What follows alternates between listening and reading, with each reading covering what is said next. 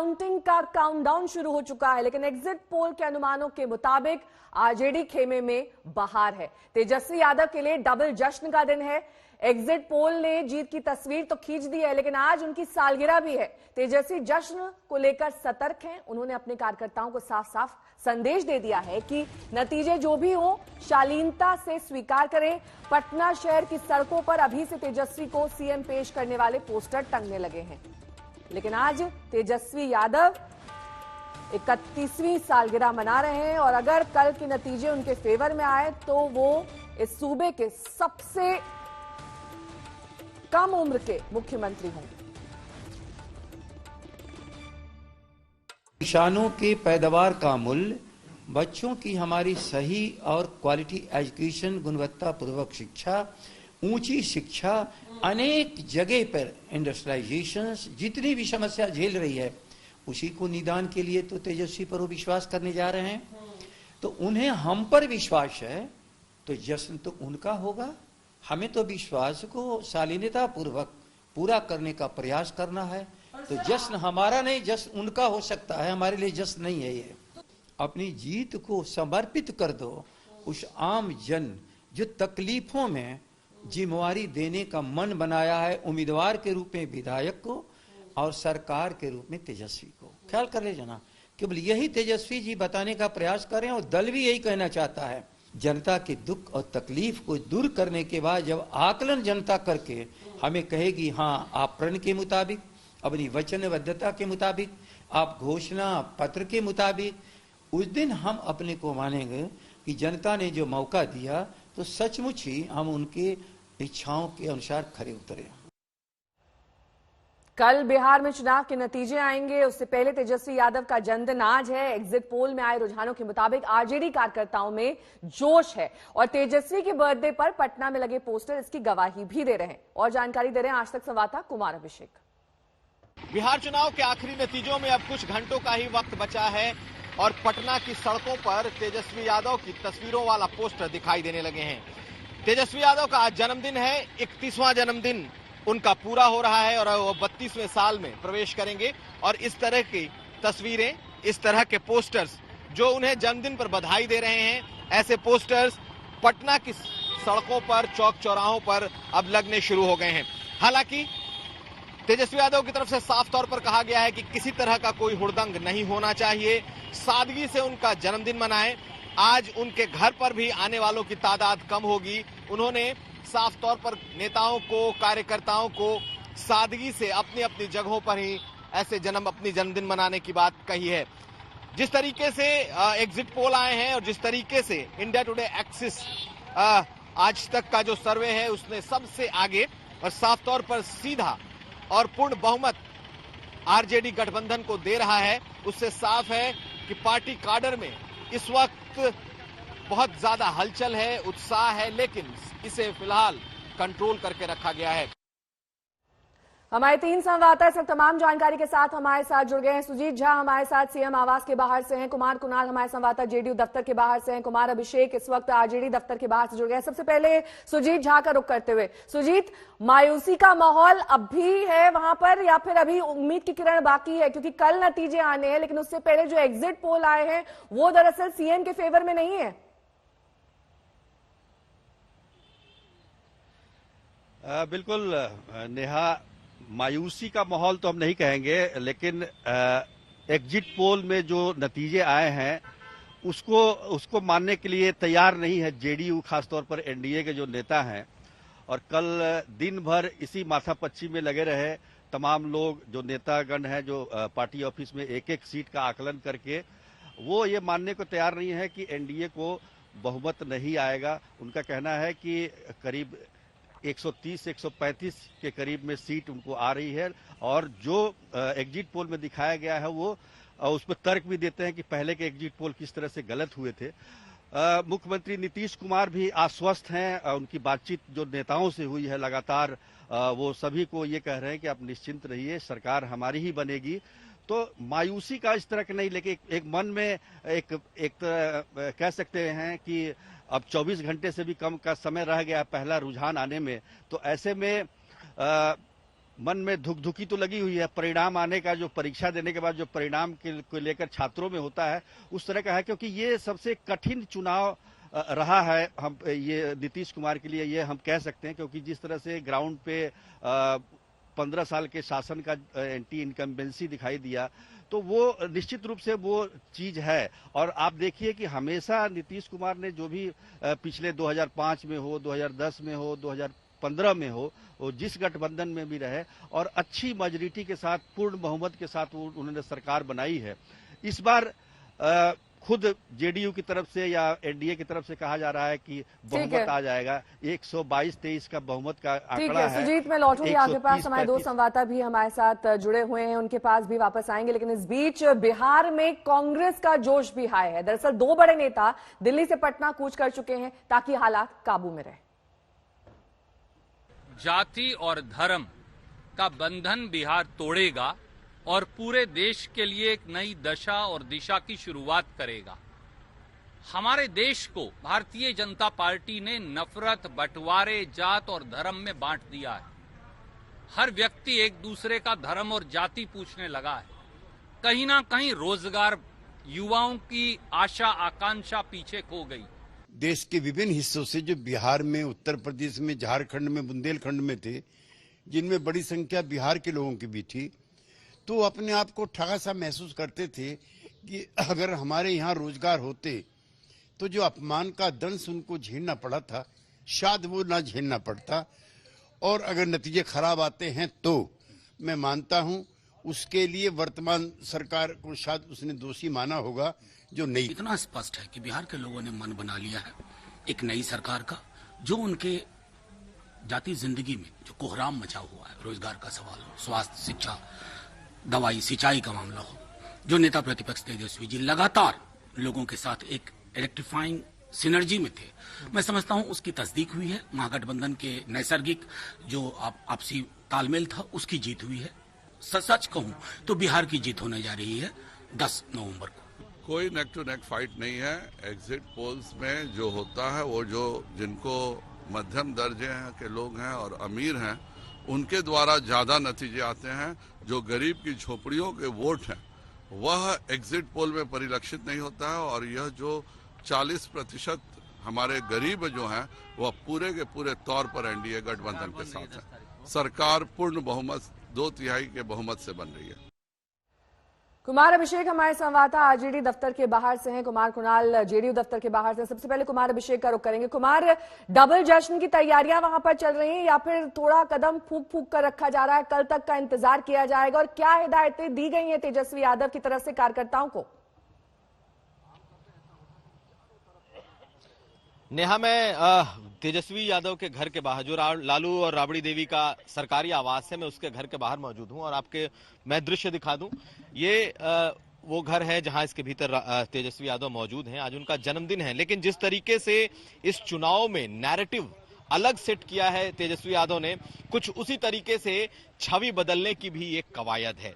और आप देख लीजिए, आज जन्मदिन है, कल नतीजे आएंगे, जश्न का दिन हो सकता है, लेकिन इस पूरे इलाके में न तो एक भी पोस्टर मौजूद है, न ही कार्यकर्ताओं की आपको बहुत मौजूदगी दिखेगी। यहां पर सिर्फ मीडिया के लोग दिखाई दे रहे हैं। कुछ इक्के दुक्के कार्यकर्ता जरूर आए हैं जो कि किसी तरीके से तेजस्वी को बधाई देना चाहते हैं। इस तरीके की गाड़ियों में कुछ लोग आए हैं, उनके लिए ये जो गिफ्ट है आप देख सकती हैं कि ये आम के पेड़ और इस तरीके का गिफ्ट लेकर के आए हैं। लेकिन मैं जो बात कह रहा हूं वो ये कि पूरी तरीके से छवि बदलने की भी कोशिश है।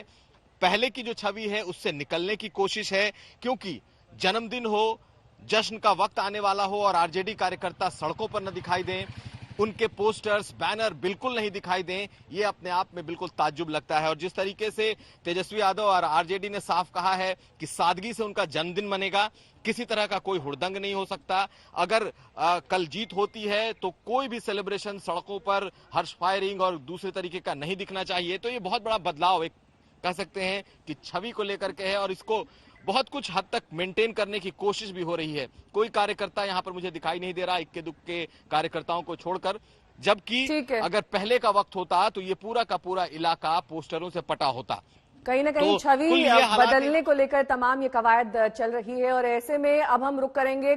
कुमार कुणाल हमारे संवाददाता इस वक्त जेडीयू दफ्तर के बाहर से हमारे साथ मौजूद है। कुमार, वहां पर किस तरह का माहौल, क्योंकि जिस तरीके से एग्जिट पोल तकरीबन हर एक एग्जिट पोल जेडीयू के पक्ष में नहीं है, ऐसे में अब वहां जेडीयू की तरफ से क्या तैयारियां कल के चुनावी रिजल्ट को लेकर, क्या अभी भी उम्मीद बंधी हुई है? कार्यकर्ताओं के अंदर जोश दिखाई दे रहा है, उनको लगता है कि एग्जिट पोल के विपरीत भी नतीजे आ सकते हैं। और ये जो एक एंटी इनकम्बेंसी लगातार कहा जा रहा है कि यही वजह रही नीतीश कुमार की हार की, इसको लेकर पार्टी कार्यकर्ता और पार्टी के लोग क्या कह रहे हैं? नेहा, जैसा 24 घंटे से कम वक्त है, लेकिन पार्टी दफ्तरों के आगे हम एक ऐसी जगह पर खड़े हैं जहां एक तरफ तो आपको नीतीश का चेहरा और नीतीश की पार्टी जेडीयू का दफ्तर है और रोड की दूसरी तरफ आरजेडी का दफ्तर है। तो ये एक दो ऐसी जगह है जहां पर आमने सामने न सिर्फ पार्टियां हैं बल्कि पार्टी दफ्तर भी हैं। अब ऐसे में चुनाव में जो आएगा, आपको कहें तूफान से पहले की शांति हर जगह दिखाई पड़ती है। वीरचंद पटेल मार्ग पर हम हैं, आपको अंदर ले चलते हैं जेडीयू दफ्तर के। यहाँ पर आप देखिए कि पूरी तरह से पूरा जो अहाता है, यहाँ सुनसान सन्नाटा पसरा पड़ा है। तो आप इसी से अंदाजा लगा सकती हैं कि सिर्फ ऐसा नहीं है कि तेजस्वी का जन्मदिन है वहां पोस्टर नहीं लगे हैं, बल्कि यहाँ पर भी जो जेडीयू का दफ्तर है वहां पर भी लगभग वही स्थिति है। कमोबेश कोई दिखाई नहीं पड़ रहा है, पूरा का पूरा मैदान खाली है। तो या तो तैयारी चल रही है कि कल जब नतीजे आएंगे तो जो होता है, उम्मीद, हमने कई सारे लोगों से बात की तो उनका यही कहना है कि उम्मीद तो बरकरार है, जब तक नतीजे आएंगे नहीं तब तक हार तो मानेंगे नहीं। तो ये तो साफ साफ है।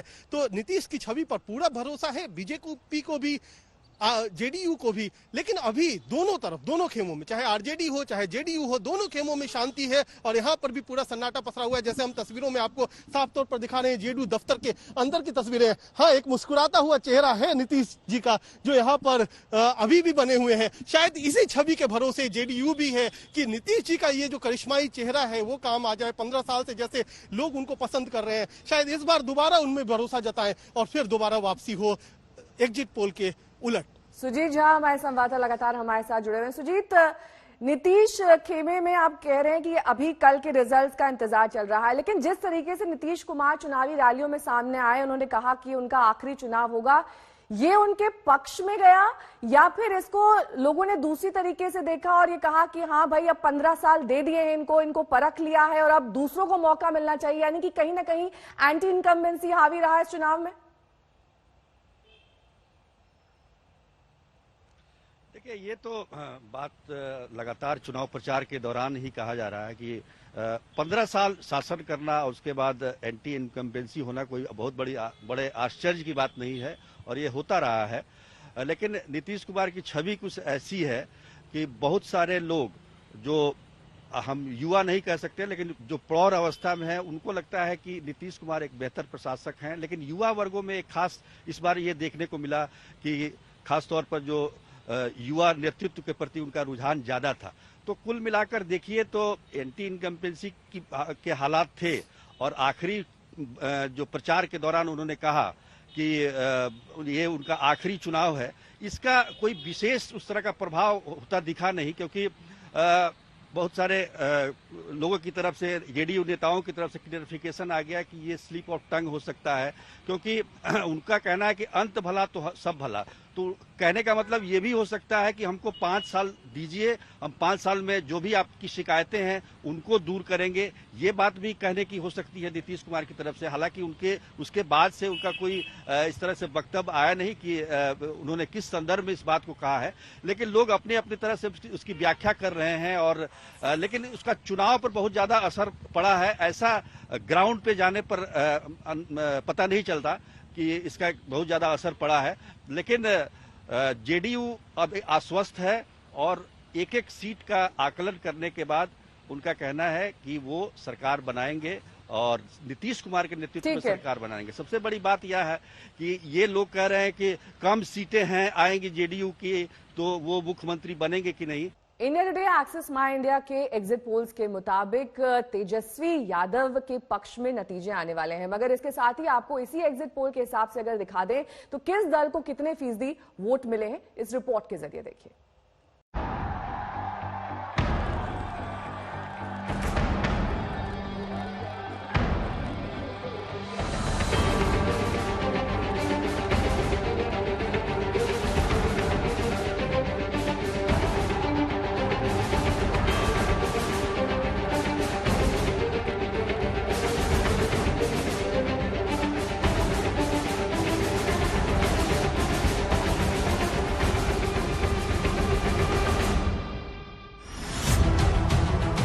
पहली बार बिहार में तेजस्वी की सरकार।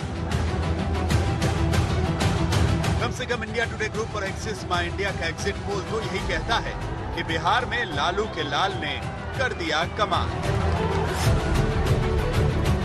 आपको सबसे पहले दिखाते हैं एग्जिट पोल के हिसाब से बिहार की जनता किसे कितने फीसदी वोट दे सकती है।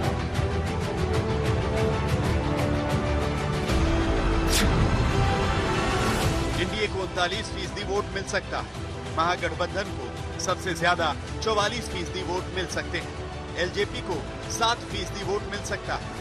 जीडीएसएफ को 4% वोट मिल सकते हैं, जबकि अन्य के खाते में 3 से 5% वोट जा सकते हैं। 25% वोटर बिहार के अंदर 18 से 30 साल के अंदर है, और उसके अंदर अगर बेरोजगारी देखें तो 33% बेरोजगारी है। ये बबुआ हमारा जो है, तेजस्वी को बबुआ मान लेना, अपनी हम उम्र का मान लेना, उनकी भाषा बोलता है, उनकी तरह पहनता है, कोई उसमें दिखावा नहीं है। तेजस्वी का ये रहा कि बहनों के साथ लगता कि भाई हमारा आ गया, माओं के साथ लगता कि हमारा बेटा आ गया है, उसका बाप जेल के अंदर है। वो भी सिम्पथी भी हो सकती है, एक तरह से नेगेटिव सिम्पथी भी होती है कई बार। 2012-15 के अंदर लालू अगर नीतीश के साथ नहीं होते, शायद नीतीश सरकार तब भी नहीं जीते। मैंने शुरू में कहा कि नीतीश अपने बलबूते पर मुख्यमंत्री बने नहीं एक बार भी। तो 2020 में इन्होंने दिखा दिया कि नीतीश कुमार जी, तेजस्वी भी, मेरा बेटा जो है वो भी आपको चित कर सकता है। वोट शेयर तो यही बता रहे हैं कि बिहार में आरजेडी का शेयर इतना बढ़ने वाला है कि तेजस्वी को सीएम की कुर्सी तक पहुंचा देगा। अब सवाल यह है कि एनडीए से ज्यादा वोट प्रतिशत पाने वाले महागठबंधन को सबसे ज्यादा वोट कहां से मिले, ग्रामीण क्षेत्र से या शहरी क्षेत्र से? तो आपको दिखाते हैं कि ग्रामीण और शहरी क्षेत्र की जनता ने एग्जिट पोल के हिसाब से किस पर अपना भरोसा जताया है। एनडीए को ग्रामीण क्षेत्र में 39%, जबकि शहरी क्षेत्र में 42% वोट मिल सकते हैं। महागठबंधन को ग्रामीण क्षेत्र से 44% और शहरी क्षेत्र से 46% वोट मिल सकते हैं। एलजेपी को ग्रामीण क्षेत्र में 7% वोट मिल सकते हैं, जबकि शहरी क्षेत्र में 5% वोट मिलने की उम्मीद है।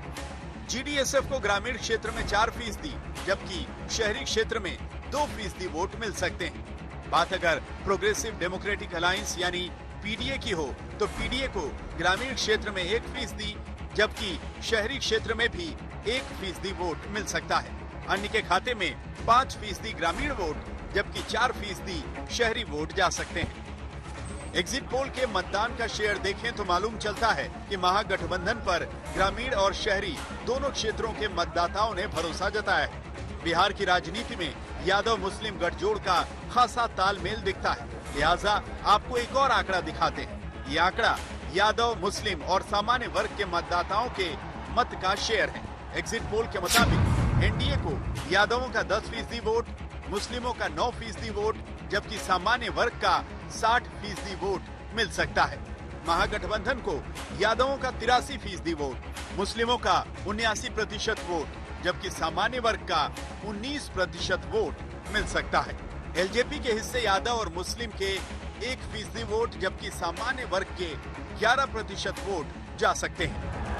कहने का अर्थ यह है कि महागठबंधन वोट शेयर के मामले में भी अलग अलग मोर्चों पर एनडीए से आगे जाता दिख रहा है। हालांकि एग्जिट पोल के नतीजे हैं, असल नतीजे 10 नवंबर को आएंगे, मगर एग्जिट पोल एनडीए की धुकधुकी बढ़ाने वाले हैं। आज तक ब्यूरो।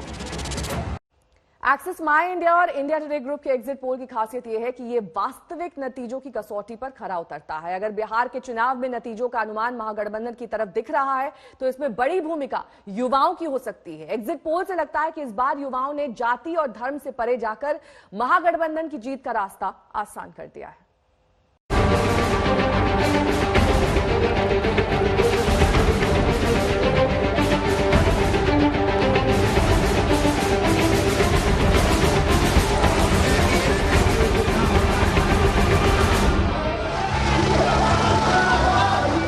इन नौजवानों का हुजूम इस बार क्या चुनाव के नतीजों में बड़ा उलटफेर ला सकता है?